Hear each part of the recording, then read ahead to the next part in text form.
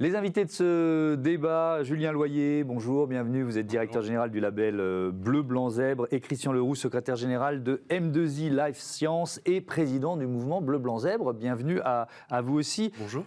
Vous nous rappelez ce qu'est l'association Bleu Blanc Zèbre en quelques mots pour commencer? En quelques mots très simples, l'association Bleu Blanc Zèbre, donc, c'est un mouvement citoyen qui a 8 ans maintenant, qui s'organise autour de 3 actions principales. Le label dont on va parler aujourd'hui, l'enjeu c'est de repérer toutes les initiatives qui changent le monde à leur échelle et qui sont en capacité de se déployer sur de nouveaux territoires. Tous les porteurs de ces actions qui forment une communauté d'entraide pour laquelle on crée des moments d'animation communs et des services partagés. Et enfin, des projets concrets qu'on expérimente sur les territoires avec les élus locaux. Oui, on est toujours dans le concret et dans l'action. C'est quoi l'expression que vous utilisez déjà? Les faiseux, c'est ça? Voilà, exactement. Nous, on dit que à la création du mouvement, il y a les diseux, ceux qui passent plus souvent à la télé que nous et qu'on entend parfois donner des leçons, en tous les cas, dire ce qu'il y a à faire, et les faiseux, ceux qui sont sur le terrain, et on essaie de réconcilier les deux. Oui, et dans cette émission, on a beaucoup de faiseux. C'est les entrepreneurs ou les cadres des entreprises ou ceux qui y participent. Évidemment, c'est des faiseux. Un mot de M2I Life Science, Christian Leroux. C'est quoi votre business? Alors nous sommes une entreprise qui fabrique des produits alternatifs aux pesticides. OK. Et donc, nous fabriquons des phéromones, qui sont les odeurs sexuelles que sécrètent les insectes femelles pour communiquer avec les mâles. Et en fait, on empêche les mâles de trouver les femelles, donc on réduit d'autant la reproduction des insectes là où on ne veut pas qu'ils se reproduisent.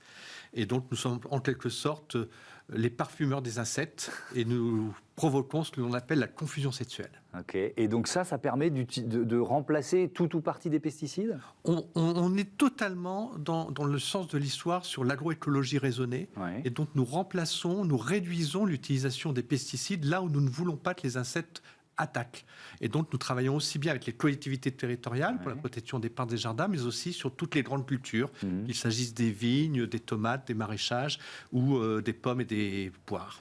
Vous êtes devenu cet été, je crois que c'était au mois de juillet, président du mouvement Bleu Blanc Zèbre. Pourquoi cet engagement? Qu'est-ce que ça représente pour vous? C'est un engagement historique. J'avais participé avec Alexandre Jardin à la fondation du mouvement il y a de nombreuses années maintenant. Et puis, tout naturellement, gentiment, l'équipe est venue me chercher en me disant tu as une entreprise qui a un sens dans laquelle tu travailles, et derrière, tu as aussi un sens personnel par rapport aux enjeux des zèbres, et donc ça pouvait matcher. Il y a quoi, 465 actions déjà labellisées. Alors, c'est quoi ce label Bleu Blanc Zèbre, si on rentre dans le détail, Julien? Alors, le label Bleu Blanc Zèbre, nous, la façon dont on l'écrit et la volonté vers où on veut aller, c'est un label pour faire gagner du temps à tout le monde. Okay. C'est-à-dire un label de confiance. Toutes les actions qui obtiennent le label, elles ont déjà fait leur preuve depuis un moment, donc on n'est pas en train de rechercher sa preuve de concept, ça marche déjà. Ça marche sur plusieurs territoires, et donc ça a fait la preuve de sa réplicabilité. Nous, on a un enjeu fort à travailler, comme le disait Christian à l'instant, avec les collectivités locales qui ont des besoins particuliers, de dire il y a déjà des actions labellisées qui savent répondre à vos besoins et qui savent se déployer sur de nouveaux territoires. Donc on veut leur faire gagner du temps. C'est aussi un intérêt pour faire gagner du temps pour les fondations, par exemple, ou les acteurs qui financent les acteurs de l'intérêt général, en disant si l'acteur a déjà le label, ça marche déjà, ça aura de l'impact tout de suite. Et donc ça, c'est aussi un enjeu qui peut être important pour eux. Et surtout, pour nos concitoyens, les Français qui ont des problématiques personnelles, souvent on a plusieurs problèmes d'ailleurs, et de pouvoir tout de suite repérer des initiatives qui marchent déjà, dans lesquelles soit on peut s'engager, mais surtout dont on peut bénéficier près de chez soi. Ouais. Vous labellisez une entreprise ou une action? Alors, c'est une des particularités qu'on a. Nous, on labellise des actions, puisque l'enjeu, c'est plus les effets de l'action que les enjeux de l'entreprise. Et d'ailleurs, on labellise des actions portées par tout type de structures juridiques. On a des associations, des fondations, des entreprises, des collectivités, des collectifs citoyens.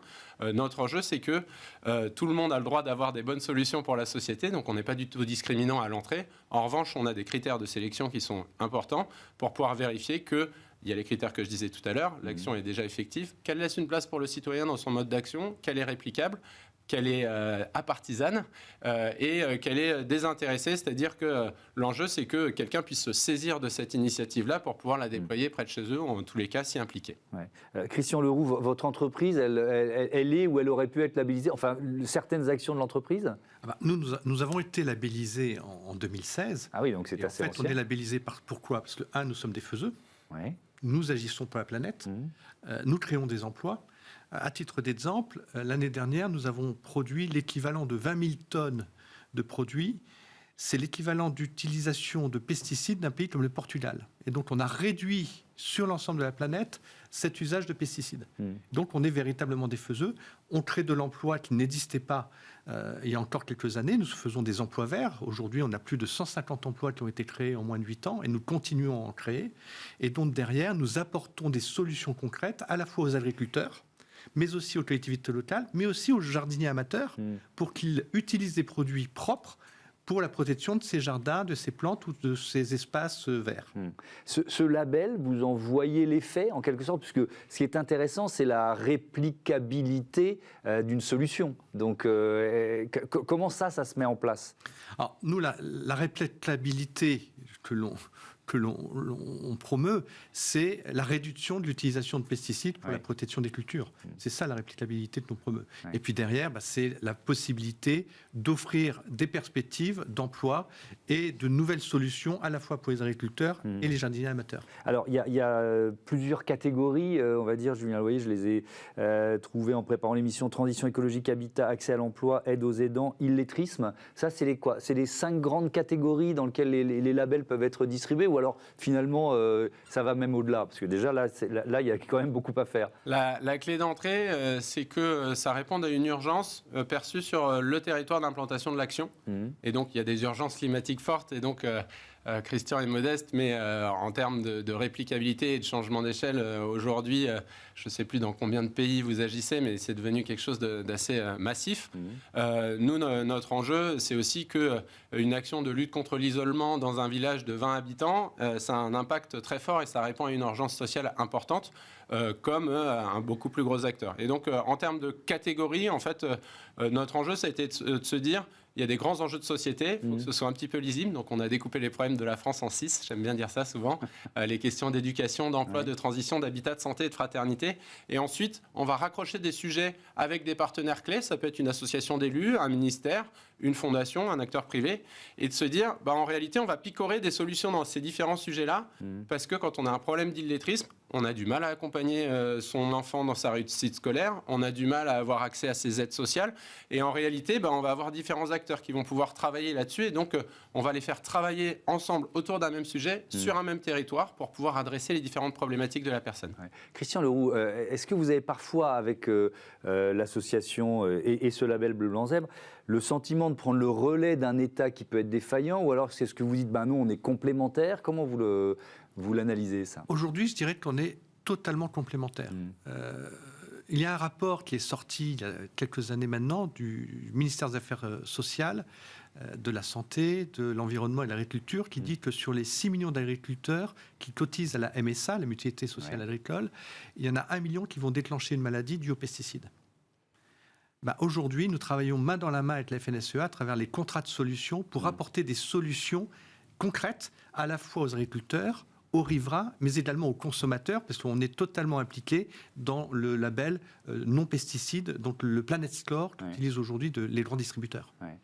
Mais Julien Loyer, je vous pose un peu la même question, parce que, par exemple, c'est une question que moi j'ai déjà reçue des représentants des Restos du Cœur, évidemment. Ici, on se dit, c'est merveilleux, sauf que ça ne devrait plus exister depuis longtemps. Et c'est merveilleux, mais en même temps, est-ce que ce ne serait pas à l'État de faire le boulot des Restos du Cœur? Est-ce que de temps en temps, vous vous posez cette question, vous aussi? Alors, par rapport à la question sur la complémentarité, on est dans un bon moment. En ce moment, il y a plein de conseils nationaux de la refondation thématique.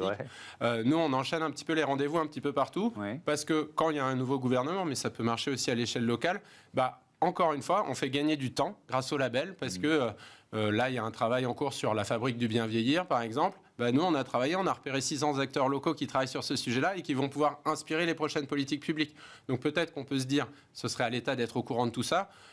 Si on peut faire gagner du temps et de la confiance dans des choses qui ont déjà fait leurs preuves, on considère qu'on joue notre part dans tout ça. Après, notre enjeu, c'est plutôt de voir comment est-ce que tout le monde arrive à s'organiser ensemble. Et encore une fois, on n'est jamais dans la concurrence, parce que, en tous les cas, notre état d'esprit à nous, c'est en faisant ensemble qu'on va réussir à résoudre durablement les problèmes. Oui, alors justement, Christian Leroux, là, c'est votre casquette de président du mouvement Bleu Blanc Zèbre. Il y a des interactions entre organisations, associations, entreprises labellisées, même si ce sont des actions. C'est-à-dire que Vous faites vivre ce réseau en quelque sorte? Oui, on passe son temps avec Julien, avec l'ensemble des personnes qui constituent le bureau et le conseil d'administration. Vous parliez tout à l'heure de HUP. HUP est une action labellisée au sein de Bleu Blanc Zèbre. Donc nous avons aujourd'hui en permanence des contacts avec tous nos correspondants, plus de 450 actions labellisées sur l'ensemble du territoire, qui vont à la fois, comme l'a dit Julien, du problème de l'illettrisme, du problème de lire et faire lire, l'association formidable qu'avait créée Alexandre Jardin, l'association Insight qui s'occupe des petits villages ruraux, l'association Télémac qui fait le mentorat. Donc on a exactement tout ce dont le territoire a besoin pour montrer que les forces des territoires peuvent peut-être pallier quelque part au manque que peuvent avoir les autorités politiques. Il y a des labellisés qui travaillent ensemble, en quelque sorte, Julien Loyer? Absolument. Il y a deux modes d'animation et puis un projet qui est en cours de maturation. On fait des temps en ligne tous les mois sur une thématique, une problématique clé qui ressort des besoins des différents acteurs, parce que c'est pas parce qu'on travaille sur un thème différent qu'on n'a pas des enjeux de structure qui sont partagés. Et donc là, on développe des outils à leur service pour trouver plus d'argent, pour trouver des salles, pour faire des réunions, pour trouver les bons contacts aux bons endroits et des rencontres locales. Parce que là, de la même manière, on se rend compte que des acteurs qui travaillent auprès des vieux, auprès des jeunes, la réalité, c'est qu'ils ont les mêmes besoins de bénévoles, par exemple. Et donc, on se rend compte qu'il y a des besoins partagés et qu'on peut trouver des tiers de confiance. Et peut-être pour terminer là-dessus, sur les rencontres, on est en train de préparer un événement national l'année prochaine, début avril. Notre idée, c'est de faire un petit peu différemment que la plupart des grands mouvements de l'économie sociale et solidaire. Et plutôt que de faire une grande rencontre dans une grande ville, plutôt plein de petites rencontres dans tous les départements de France pour faire se rencontrer les territoires et les solutions qui peuvent y répondre. Et on suivra évidemment cet événement. Merci beaucoup. Merci à tous les deux. À bientôt sur Bismart. Alors, vous parliez de HUP, justement. C'est l'heure de Smart Ideas. Et pendant toute cette semaine, on met en avant les entrepreneurs, les femmes et les hommes entrepreneurs en situation de handicap.